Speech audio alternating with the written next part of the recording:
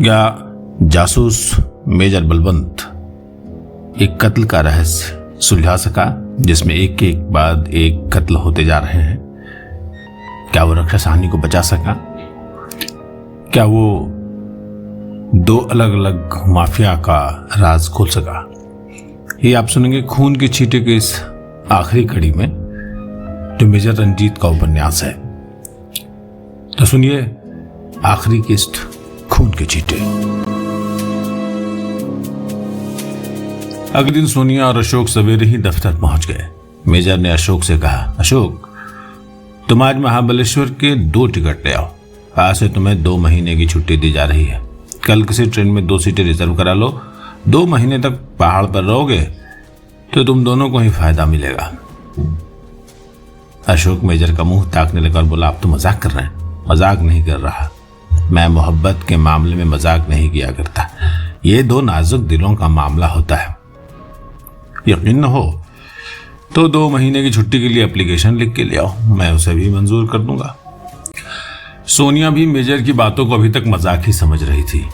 अभी तक हत्यारे का कोई पता नहीं चला और आप इन्हें महाबलेश्वर भेज रहे हैं?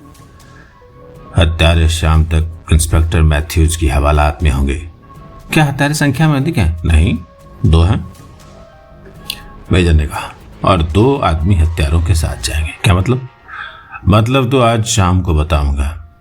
आज शाम मिसेज शोभा के यहाँ फिर से एक पार्टी ऑर्गेनाइज की जाएगी और ये पार्टी इंस्पेक्टर मैथ्यूज ऑर्गेनाइज करेंगे। अच्छा, तो ऐसा कहिए कि आप इस मर्डर से जुड़े हुए लोगों को इकट्ठा कर रहे हैं? सोनिया ने कहा, यही तो कह रहा हूं, मेजर ने कहा और फिर अशोक की ओर देखते हुए कहा, वाह तुम अभी तक यहीं खड़े हो, जाओ और छुट्टी के लिए एप्लीकेशन लिख कर ले आओ। मैं तुम्हारी पुरानी चाह को पूरी कर रहा हूं और तुम मेरी बात को मजाक समझ रहे हो। अशोक एप्लीकेशन लिखने अपने कमरे में चला गया तो सोनिया ने बड़ी गंभीरता से कहा, कहीं खुशी से अशोक पागल न हो जाए। मेजर ने कहा, आजकल इतनी खुशी कहां होती है कि लोग पागल हो जाएं। आजकल इंसान को खुशी उस समय मिलती है जब वो अपना अर्थ खो चुकी होती है। जब तक ये दोनों महाबलेश्वर जाने वाली गाड़ी में बैठ नहीं जाएंगे तब तक दोनों को ये यकीन नहीं होगा कि खुशी सचमुच उनकी किस्मत में आ चुकी है। सोनिया चुप हो गई और विचारों में खो गई। इतने में विनोद मल्होत्रा भी वहां पहुंच गया। मल्होत्रा ने कहा, आप दिन भर से गायब हैं, कोई मोर्चा जीता नहीं? मेजर ने कहा, कल दिन भर कहां गायब था? सुबह तुमसे मुलाकात हुई तो थी। मुलाकात सुबह हुई थी, उसके बाद नहीं हुई। बताइए, बात कुछ आगे बढ़ी? सोनिया ने पूछा, हाँ आपने ये तो बताया ही नहीं कि कल रात आप किस खतरनाक मुहिम पर गए थे। मेजर ने पिछली रात की कहानी सुना दी, लेकिन इस कहानी के कुछ हिस्से को नहीं बताया। उसने अपनी कहानी खत्म करते हुए विनोद से कहा, आज शाम 6 बजे आपको अंधेरी पहुंचना है, मिसेज शोभा के यहां। यह कहकर उसने जेब से एक कागज निकाला और विनोद की ओर बढ़ाते हुए कहा, मिसेज शोभा का पता नोट कर लीजिए। फिर उसे न जाने क्या ख्याल आया, बोला, अगर आप 5:30 बजे वहां पहुंच जाएं तो ज्यादा अच्छा हो। विनोद मल्होत्रा ने शोभा का पता नोट करने के बाद 5:30 बजे वहां पहुंचने का वायदा कर दिया और फिर अपने दफ्तर चला गया। अशोक एप्लीकेशन लिख कर ले आया। उसने झिझकते हुए एप्लीकेशन मेजर के सामने रख दी। मेजर ने मुस्कुराते हुए अपना कलम उठाया और उस पर अपने दस्तखत कर दिए। फिर अपने विभाग के कैशियर के नाम एक चिट लिख दी कि 2 महीने का वेतन अशोक को एडवांस दे दिया जाए। आप ये बातें इस विश्वास के साथ कर रहे हैं जैसे हत्यारे सचमुच आपकी पकड़ में हो? मेजर ने कहा, तुम्हें मालूम है, जब तक मुझे यकीन नहीं हो जाता तब तक मैं ऐसे काम नहीं किया करता। सोनिया निरुत्तर हो गई, क्योंकि वो मेजर के स्वभाव से भली भांति परिचित थी कि मेजर डींग हाँकने या शेखी बघारने में भरोसा नहीं रखता। जब वो अपना काम पूरी तरह कर चुकता है तभी अपना विश्वास प्रकट करता है। अशोक, अब शाम तक मुझे तुम्हारी जरूरत नहीं है। हम शाम को 5:30 बजे शोभा के यहां पहुंच रहे हैं, लेकिन उस समय वहां तुम्हारा मौजूद होना बहुत जरूरी है। अशोक ने कहा, मैं कहीं नहीं जाऊंगा, आप मुझे वहीं पाएंगे। अरे एक बात तो मैं भूल ही गया, तुम्हें महाबलेश्वर के 3 टिकट खरीदने हैं। सोनिया ने पूछा 3 टिकट क्यों? अरे अंजना भी तो उसके साथ जाएगी, मैं तो उसे भूल ही गया था। मेजर ने कहा, आप भूल गए थे लेकिन मैं नहीं भूला था। अंजना अब हमारी एक जिम्मेदारी बन चुकी है। फिर अशोक वहां से इठलाता हुआ चला गया। उसके जाने के बाद मेजर ने सोनिया से कहा, अब मैं थोड़ी देर बैठकर रिपोर्ट तैयार कर लूं। ठीक 11 बजे मुझे याद दिलाना कि मुझे इंस्पेक्टर मैथ्यूज को फोन करना है। मेजर रिपोर्ट लिखने में व्यस्त हो गया और सोनिया क्रोकोडाइल से खेलने मैदान में चली गई। ठीक 11 बजे सोनिया मेजर के पास आई और कलाई पर बंधी घड़ी की ओर देखते हुए बोली, 11 बज रहे हैं और मैं भी अपनी रिपोर्ट का अंतिम पैराग्राफ लिख रहा हूं। मेजर ने कहा। रिपोर्ट का अंतिम पैराग्राफ लिख चुकने के बाद मेजर ने फोन का रिसीवर उठाया और इंस्पेक्टर मैथ्यूज का नंबर डायल किया। दूर कहीं घंटी बज उठी और फिर किसी ने रिसीवर उठा लिया। हेलो, मेजर साहब ने कहा। ओ मेजर साहब, आप समय की पाबंदी का कितना ध्यान रखते हैं। दूसरी ओर इंस्पेक्टर मैथ्यूज ने कहा, सबसे पहले तो आप रक्षा साहनी के बारे में मुझे ताज़ा रिपोर्ट दीजिए।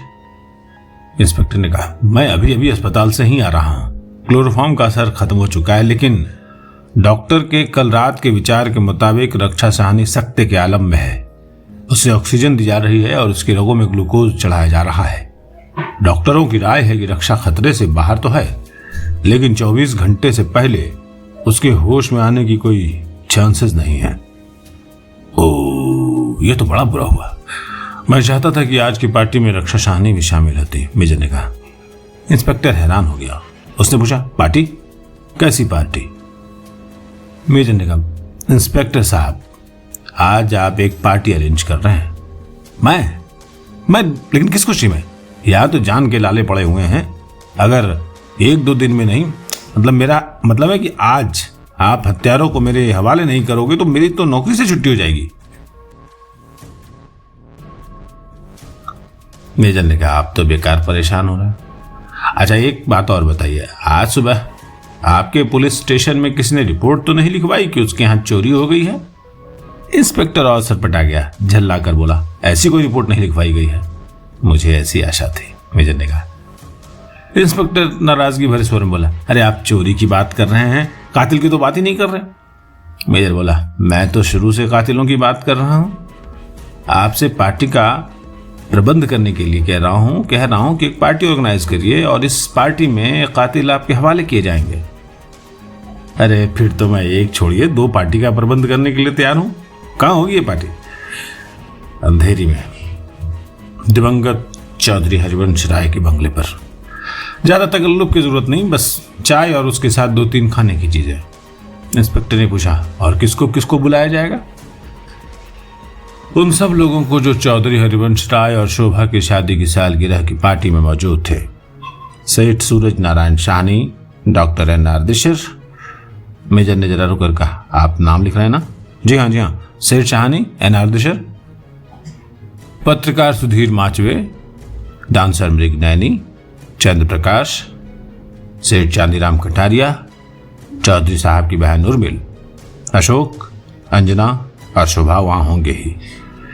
अफसोस है कि चौधरी साहब, फ्रैंकलिन और फोटोग्राफर कृष्णमूर्ति आज हमारे बीच नहीं होंगे और रक्षा साहनी भी नहीं आ सकेगी। खैर, उनकी कमी विनोद, सोनिया और मैं पूरी कर देंगे। आप 4 आदमियों की गिरफ्तारी के वारंट, 4 हथियारबंद कांस्टेबल और एक सब इंस्पेक्टर अपने साथ लेकर आइएगा। एक पुलिस वैन भी होनी चाहिए जिसमें आप गिरफ्तार किए गए क्रिमिनल्स को, अपराधियों को अपने साथ ले जाएंगे, मेजर ने कहा।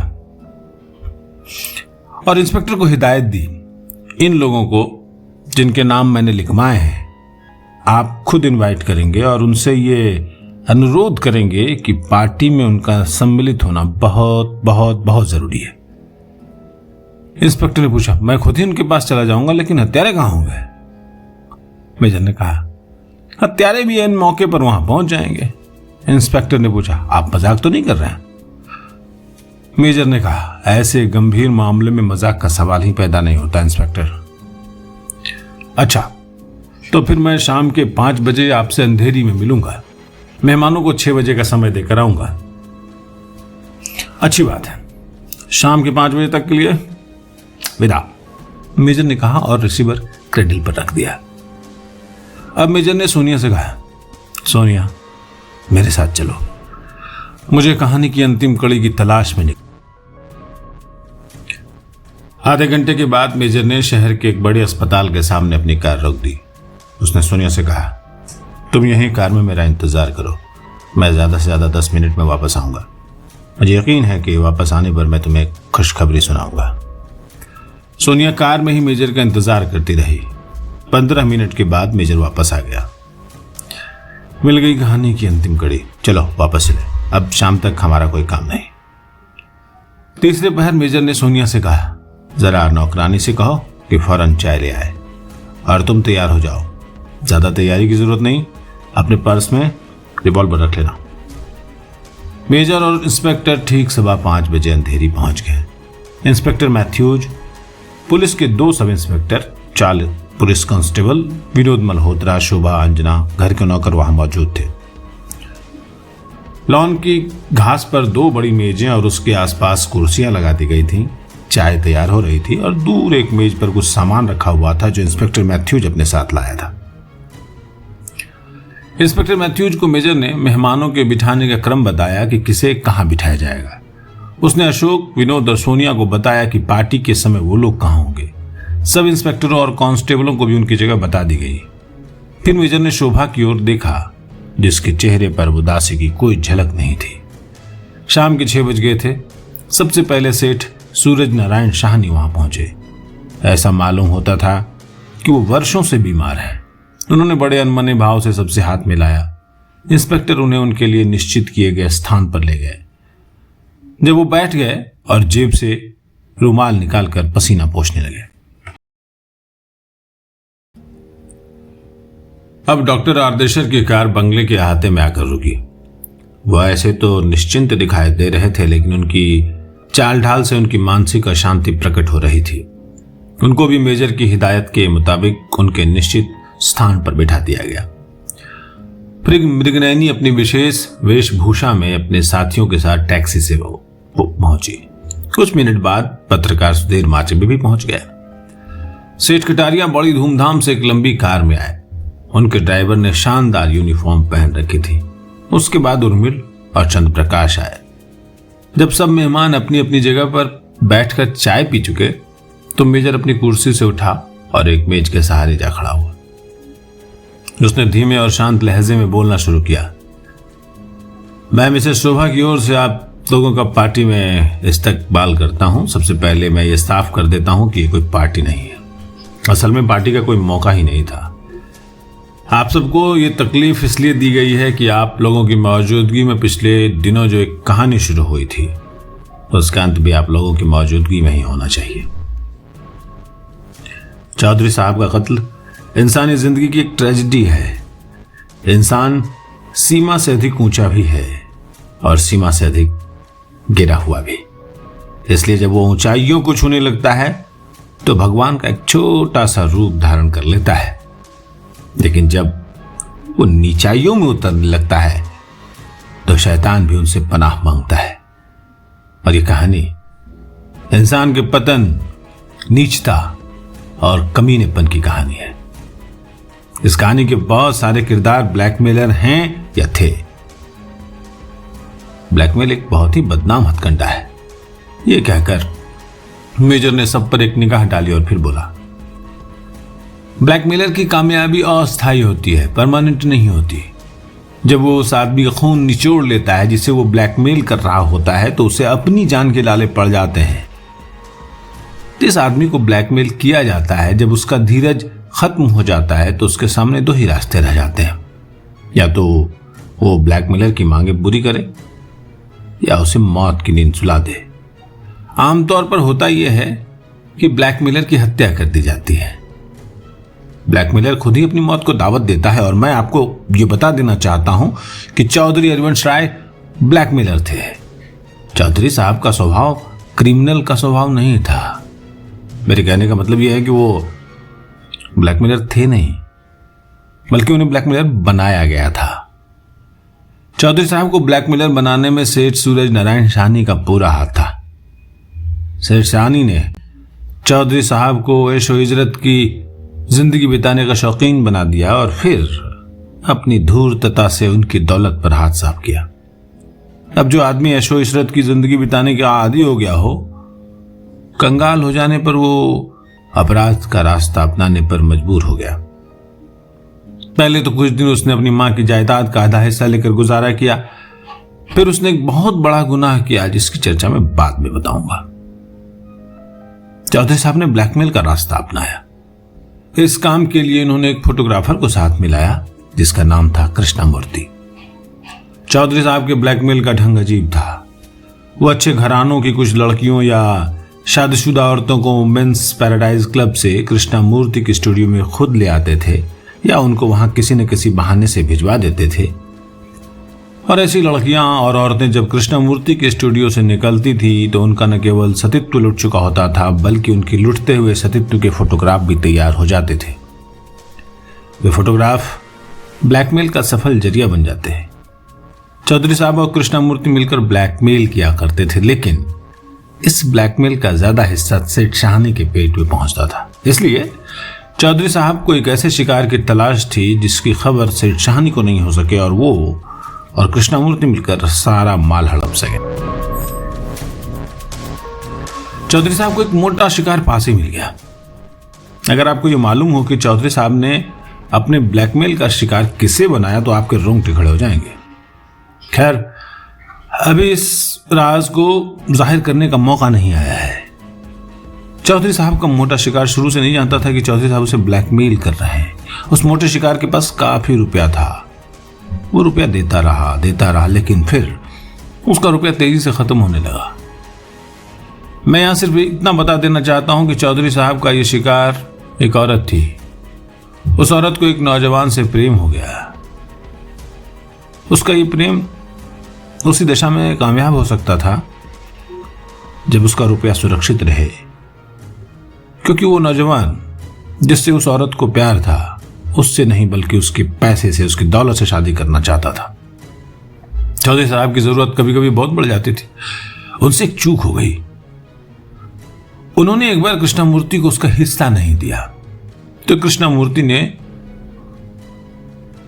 उस शिकार के सामने चौधरी साहब का भेद खोल दिया।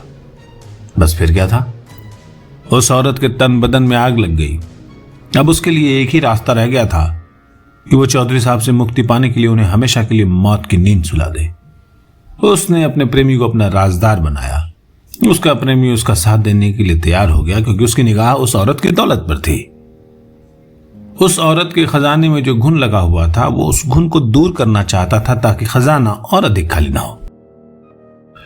दोनों ने मिलकर एक योजना बनाई। उन्होंने एक औरत की सेवाएं हासिल की कि वो उनके लिए वो फोटोग्राफ ला दे जिनसे ब्लैकमेल का जरिया बनाया जा रहा था। उस औरत ने अपनी कोशिशें शुरू कर दी। उसे अपनी कोशिशों का उचित पारिश्रमिक मिलता रहा, लेकिन सिर तोड़ कोशिश करने पर भी वो अपने मकसद में कामयाब नहीं हो सकी। जिस औरत को फोटोग्राफ लाने का काम सौंपा गया था उसने अपने भाई से इस काम में सहायता ली, अपना सतीत्व तक लुटा दिया, फिर भी असफलता ने उसका पीछा नहीं छोड़ा। फिर एक दिन उसे सफलता मिल ही गई, लेकिन तब मिली जब उस औरत और उसके प्रेमी ने चौधरी साहब की हत्या कर दी। फोटो हासिल करने के बाद उस धनी औरत ने खुद ब्लैकमेल करने की स्कीम बनाई।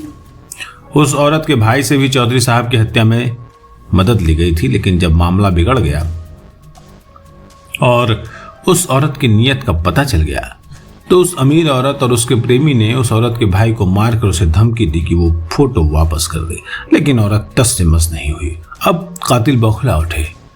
उन्होंने एक एक करके उन सबको अपने रास्ते से हटाने का निश्चय कर लिया जो ब्लैकमेल से जुड़े हुए थे। कृष्णमूर्ति को मार डाला गया। कृष्णमूर्ति की हत्या तक मेरी तमाम कोशिशें नाकाम हो चुकी थी। उस समय तक मेरी समझ में नहीं आया कि हत्यारा कौन हो सकता है। मुझे ये एहसास जरूर था कि हत्यारा एक अच्छा सर्जन है, लेकिन मैं ये नहीं जानता था कि उसकी मददगार एक औरत है। इस बात का पता मुझे उस समय चला जब मेरे असिस्टेंट अशोक ने चौधरी साहब के कमरे में एक रात रोज चोरी हो जाने पर एक खुले ट्रंक के पास गिरा हुआ एक मोती मुझे दिया। हालांकि वो मोती एक मामूली चीज थी, लेकिन मेरे लिए वो बहुत बड़ा सुराग साबित हुआ। मेजर सांस लेने के लिए रुका और फिर उसने सब पर एक गहरी निगाह डाली। सब लोग चुपचाप बैठे हुए थे। अब मैं आपको उस औरत का नाम बता देता हूं जिसे चौधरी साहब ब्लैकमेल किया करते थे और जिसने अपने प्रेमी से मिलकर चौधरी साहब, एक लंबे कद के नौजवान और फोटोग्राफर कृष्णमूर्ति की हत्या की और उस औरत पर कातिलाना हमला किया जो इस अमीर औरत के लिए फोटो हासिल करने की कोशिश करती रही। उस अमीर औरत का नाम मिस उर्मिल है, चौधरी साहब की छोटी बहन। उर्मिल ने अपने भाई की हत्या की? अशोक के मुंह से निकला। जी हां, और उर्मिल का मददगार और असली हत्यारा चंद्र प्रकाश है, मेजर ने घोषणा की। चंद्र प्रकाश ने अपनी जगह से उठकर भागने की कोशिश की, लेकिन मेजर ने उसके बैठने का स्थान इस तरह से तय किया था कि अगर वो भागने की कोशिश करे तो उस ओर जाए जिधर उसने अशोक और विनोद को तैनात किया था। उन्होंने अपना रिवॉल्वर निकालकर रास्ता रोक लिया था। वे उसे पकड़कर फिर उसकी कुर्सी पर ले आए। उर्मिल बेहोश हो गई थी और सोनिया उसे होश में लाने की कोशिश कर रही थी। देख लीजिए, जब इंसान सीधे रास्ते से भटक जाता है तो भाई अपनी बहन को बहन नहीं समझता, उसे लूटने तक से नहीं झिझकता और बहन अपने भाई का कत्ल करने से नहीं झिझकती। ये कैसा केस है कि बहन अपने एक अपराधी भाई की हत्या करने पर विवश हुई। इस तरह उसका अपराध कम हो जाता है, लेकिन हत्या करना एक अपराध है। अब मैं आपको यह बताता हूं कि मैंने हत्या का पता कैसे चलाया। हत्यारों से एक बुनियादी गलती हो गई कि उन्होंने मेरे असिस्टेंट को कातिल सिद्ध करने की कोशिश की। मैं ये यकीन के साथ कह सकता हूं कि अगर कातिल ये भूल नहीं करते तो इस समय पुलिस की चंगुल से आजाद होते। पुलिस को चौधरी साहब की बहन पर हत्यारा होने का शक भी नहीं होता। हत्यारों ने मेरे असिस्टेंट को असली अपराधी साबित करने के लिए शोभा को गुमराह करने की कोशिश की। चंद्र प्रकाश ने अशोक की आवाज और उसके बोलने के ढंग की नकल करने का अभ्यास किया। शोभा ने चौधरी साहब की हत्या की रात बाथरूम से एक आवाज सुनी थी। वो चंद्र प्रकाश था जो चौधरी साहब की हत्या करने के बाद शायद खून के दाग धो रहा था। चंद्र प्रकाश ने शोभा के सवाल के जवाब में अशोक का लहजा अपनाया। या मैं एक रहस्य का उद्घाटन और कर देना चाहता हूं कि जिस औरत ने उर्मिल की तस्वीरें कृष्णमूर्ति से हासिल करने की कोशिश की उसका नाम रक्षा शाहनी है। सेठ सूरज नारायण शाहनी की बेटी जो इस समय अस्पताल में है। वो सख्ते की आलम है, लेकिन जल्दी ही होश में आ जाएगी और बयान देने के काबिल हो जाएगी। वो लंबे कद का नौजवान जिसे चौधरी साहब की हत्या में जिसने मदद की वो फ्रैंकलिन था। फ्रैंकलिन रक्षा शाहनी का सौतेला भाई और सेठ शाहनी का बेटा था। मेजर के इस रहस्योद्घाटन पर शोभा हैरान रह गई और चंद्र प्रकाश भी चकित उठा। कुछ देर रुककर मेजर ने कहा, हाँ तो मैं कह रहा था कि चंद्र प्रकाश और उर्मिल ने फ्रैंकलिन को हिदायत दी थी कि अगर उससे कोई अंधेरे में बात करे तो वो अपना नाम अशोक बताए। जब मेरे असिस्टेंट अशोक को इस तरह बुरी तरह से फंसाने की कोशिश की गई तो मुझे गुस्सा आ गया। मैंने इस मर्डर मिस्ट्री को हल करने के लिए पूरा जोर लगा दिया। जैसा कि मैं बता चुका हूं, उर्मिल के नेकलेस का टूटा हुआ मोती मिला तो मेरे लिए इस पहेली को हल करने में आसानी होगी। मैंने इस बात की पुष्टि के लिए कि यह मोती उर्मिल के नेकलेस का ही था, उर्मिल के घर में चोरी की। जिस नेकलेस से मोती टूट कर गिरा था वो मेरे पास है। मेजर ने जेब से वो मोती और नेकलेस निकालकर मेज पर रख दिए, फिर अपनी बात का सिलसिला बनाते हुए आगे कहा, अब एक कड़ी मिलानी बाकी थी कि उर्मिल की मदद कौन कर रहा था। जिस अंदाज से श्वास नली काटी जाती थी और गोश्त का टुकड़ा उड़ाया जाता था उससे यही साबित होता था कि इस घटना में किसी सर्जन का हाथ है। आज ये बात भी प्रमाणित हो गई। मैं उस अस्पताल में गया जहां चंद्र प्रकाश सर्जरी की ट्रेनिंग ले रहा है। वहां पहुंचकर मुझे मालूम हुआ कि चंद्र प्रकाश सर्जरी की ट्रेनिंग ले रहा है। चौधरी साहब की हत्या करने के बाद इच्छित फोटोग्राफ पाने के लिए चौधरी साहब के यहाँ चोरी करने के लिए उर्मिल और चंद्र प्रकाश का जाना उनके कातिल होने का सबूत था और अधिक सबूत इन दोनों के पास है। अगर उर्मिल के मकान की तलाशी ली जाए तो वो फोटो भी मिल जाएंगे जो रक्षा शाहनी पर कातिलाना हमला करने के बाद हासिल किए गए थे। मेरी कहानी तो यहीं खत्म हो जाती है। आगे कार्रवाई का अधिकार इंस्पेक्टर मैथ्यूज को है। उर्मिल होश में आ चुकी थी। सेठ शाहनी और चंद्र प्रकाश पत्थर की मूर्ति बने बैठे थे। इंस्पेक्टर मैथ्यूज ने अपने सब इंस्पेक्टरों और कांस्टेबलों को इशारा किया। वे आगे बढ़े और उन्होंने उर्मिल, चंद्रप्रकाश और सेठ शाहानी को अपने घेरे में ले लिया। डॉक्टर आरदेशर उठे और नमस्ते करने के बाद जब अपनी कार की ओर चलने लगे तो मेजर ने कहा, इंस्पेक्टर साहब, अपने गिरोह में इनको भी शामिल कर लीजिए। ये भी गर्भपात का अनैतिक धंधा करते रहे हैं और अब भी कर रहे हैं। इंस्पेक्टर मैथ्यूज ने आगे बढ़कर डॉक्टर आरदेशर का हाथ थाम लिया।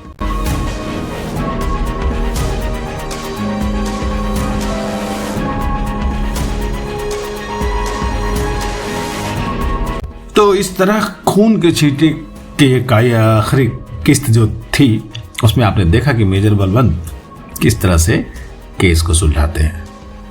और रहस्य रोमांच तिलिस्म टाइप का ये जो जासूसी उपन्यास अपने समय में बहुत ही मशहूर था। आपको कैसा लगा हमें कमेंट में बताएं, और अगर अच्छा लगा तो प्लीज़ हमारे चैनल को सब्सक्राइब करें जिसका नाम है किस्सा कहानी। आवाज़ आप सुन रहे थे मंजीत ठाकुर की।